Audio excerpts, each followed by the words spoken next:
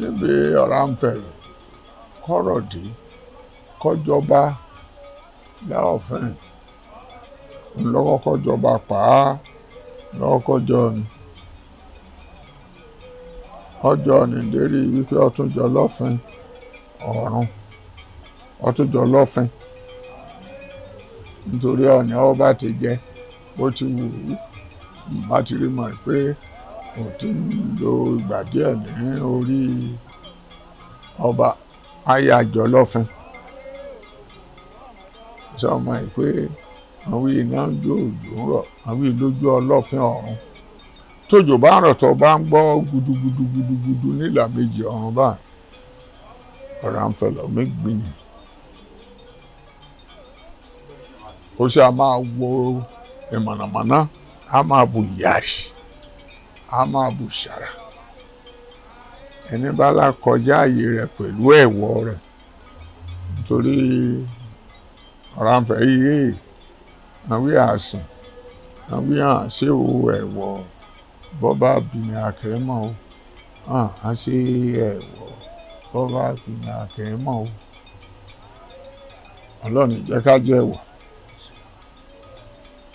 torí olómìnirin òjò lè máa rọ̀ báyìí òjò ní máa ṣe kí kó ṣe ìyà ní ibi wọn gbé mọ́tẹ́ńtà bẹ́ẹ̀ mú kó sì mú sàmì kó ṣàṣe sìgá kó ṣe báyìí pẹ̀lú Oranfe nínú òjò ni bí ọ̀yàn so mára báyìí á gbé aṣọ síta á gbà lẹ́rùn ẹran rẹ̀ bọ́ sódì bí olè bá ṣe ìjà tí kan bá bẹ Oranfe ṣẹ́ oníjí ọ̀nẹ́gbà ní méjèèjì lọ́wọ́ kó sì ta gbangba agbára náà níláyé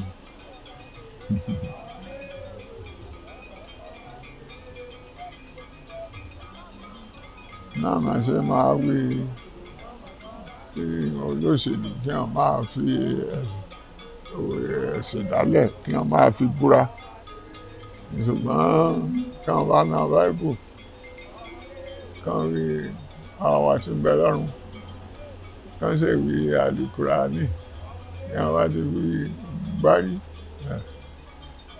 kọ́lá máa kówó rẹ̀ jẹ́ra yìí ṣùgbọ́n kọ́ bá fi Oranfe búra tàbí Ògún tá ń sọdún rẹ̀ kọ́ bá wà níbẹ̀ kan a máa kojú wẹ̀yìn bá. And ohun tó wà lọ́wọ́ Ṣàngó was not iná Oranfe. It was knowledge of water to strike person like electrocution rather. So tí o bá dẹ̀ rí omi dáṣà tó máa ń sọ pé wọn kì í bú Ṣàngó lẹ́rùn. Oranfe ò ní ìdí kójú ọ̀rọ̀ kóhun tó dáná sunlé ẹnì kankan. So anytime ló ń lè sẹ́ndì náà síbi tó fẹ́ sẹ́ndì sí. Bẹ́ẹ̀ tójú ò bá ti rọ̀ tí ò sí omi perspiration tí ò bá ti sí Ṣàngó ò lè dáṣà tó ń sọ pé ẹ má bú lẹ́rùn ẹ bá bú Ṣàngó lẹ́rùn kò sí Ṣàngó fi yín ṣe. Bẹ́ẹ̀ tó bá pé ní òjò tójú ń rọ̀ ẹ̀ lára sàn. Because ó máa make use of the nitrogen. Lára bá sán that nitrogen òun ló máa carry ohun whatever tó fẹ́ carry to whatever ibi tó wherever tó fẹ́ kó lọ. So ìwọ̀nba lọ̀rọ̀ Ṣàngó nínú history Yorùbá kò bá mú gan kàn ṣe yọ kúrò náà ọ̀rọ̀ Ọ̀yọ́ ni because àwọn Ọ̀yọ́ adopt creed ẹ̀. So sínú ti yọ tó ti gbà yẹn sí ọ̀dọ̀ then wọ́n ti lò gẹ́gẹ́ bí symbol fọ́yọ́. So àárín tán normally àjàká àjùwọ̀n ló yẹ kí ó jẹ́ symbol Ọ̀yọ́ náà Ṣàngó Ọ̀yọ́ Ṣàngó contribute anything sọ́yọ́ kán lọ wò or contribute anything instead of contributing òun fúnra ẹ̀ dáná ó fi àrá bà gbogbo ilé jẹ́. thousands of àwọn èèyàn ni wọ́n sọnù nípa ẹ̀. And then with that òun ló mú kí àwọn Nupe ní róòdù sí Ọ̀yọ́ for nearly 250 years tó ń da Ọ̀yọ́ láàmú through Ṣàngó ni. So kò bá wọn tán, kì í ṣe ìbátan wọn rárá, kì í ṣe ìbátan. Dó àwọn kan sọ wípé ọmọbìnrin Ọ̀rànmíyàn ló fẹ́ Eléǹpé ọba Bọ̀gú, ọba Nupe ló wá bí Ṣàngó fún. Àwọn kan sọ wípé ọmọbìnrin Eléǹpé yẹn ló fẹ́ Ọ̀rànmíyàn ló wá bí Ṣàngó fún. Tẹ́lẹ̀ pé ó di méjì. Àwọn kan sọ pé Ọ̀rànmíyàn ló bí obìnrin tó lọ bí Ṣàngó fún ọba yẹn lọ́hùn. Àwọn kan ní ọba yẹn ló bí obìnrin tó wá bí Ṣàngó fún Ọ̀rànmíyàn bí. But it's not, it is more tenable pé ọmọ Ọ̀rànmíyàn obìnrin ló lọ fẹ́ wọn lọ́hùn. So that's why tí Ifá fi lè pè ní Olú Tápà. So bólú Tápà ṣe wá di Olú Ọ̀yọ́, bí Olú Tápà ṣe wá di Olú Ọ̀yọ́, Ọ̀wọ̀sọ̀yọ́ di original Tápà.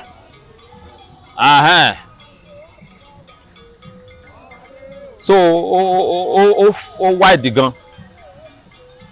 So ní ti Ṣàngó lightning lòun bá ṣiṣẹ́, not really fire. Gbogbo èèyàn dẹ̀ lè ṣe tí Ṣàngó ń ṣe ń sìn. Ó ní tẹ́ máa bù sẹ́nu, tẹ́ bá finá síbẹ̀ kò ní jó yín. Ẹ bá dẹ̀ finá sínú ẹni báyìí tẹ́ bá lanu náà yẹn jáde padà náà. Kì í ṣe pé kíní kan wà nínú èèyàn tí ó wá ẹ̀mí ti fire láti inú túróòtù jáde bí ti náà. It's not like that. So bó ti Ṣàngó ṣe jẹ́ nìyẹn. Atẹ́gùn ni àkọ́bí Oranfe ní obìnrin, àrẹ̀mọ Oranfe ní Atẹ́gùn. Ìyẹn jẹ́ Aláfẹ́rẹ́ ní orúkọ òrìṣà yẹn. Ìyá yẹn náà padà di òrìṣà ní obìnrin ni wọ́n. Tí Atẹ́gùn yẹn bá ń fẹ́ tíjì bá ń jà gbàgbàgbà, àwa ọmọ Oranfe tá a bá jẹ́ ń díjì gidi máa sọ pé lábọ̀ Aláfẹ́rẹ́ ọmọ rẹ̀ wà ń dé mọ̀ gbélé ọmọ rẹ̀ lọ́. Oranfe bímọ. Lára àwọn ọmọ Oranfe, àwọn ni Ọba Lóògùn tí ó jẹ́ olórí ilé mọ̀lẹ̀ lónìí. Ní ìgbà ìwáṣẹ̀, ìyá Ọba Lóògùn ní Lékulẹ àkọ́kọ́ wọ́n ń pè ní Lágbàárè.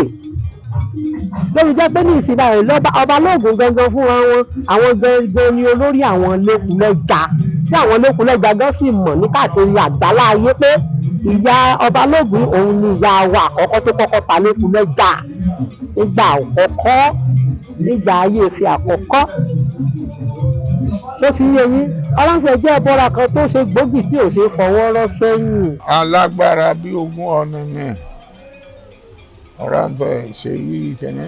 Sọ́mọ pé kọ́ ọba sọ̀kalẹ̀ ní general bá wọ́n á wí ibo lọ ń lọ parí Oranfe street. Ebe wọlé sí ibẹ̀ ló gbé lọ wò kíní rẹ̀ lánàá. Sọ ti gbọ́. Ibẹ̀ ni pálásì rẹ̀ wà ní. Ilé rẹ̀ náà sì rà nínú rẹ̀ lọ.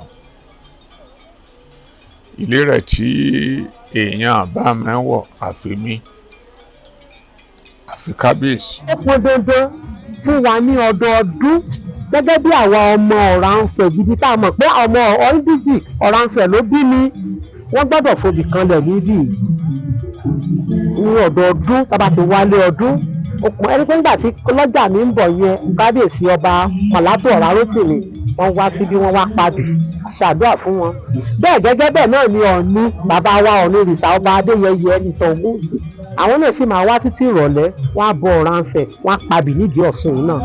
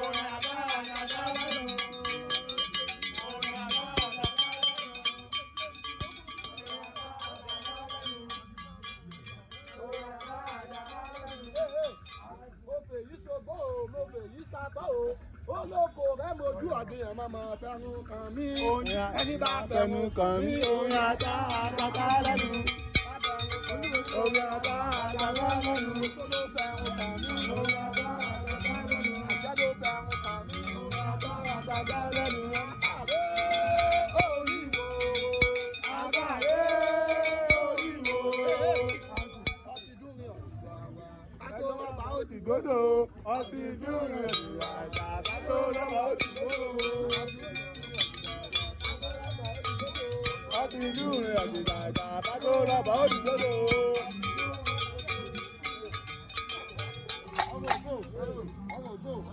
olùròyè mo mọ̀ rí ọlọ́dún mo mọ̀ tó máa rí ọ lẹ́ẹ̀mí rè o. ariwo.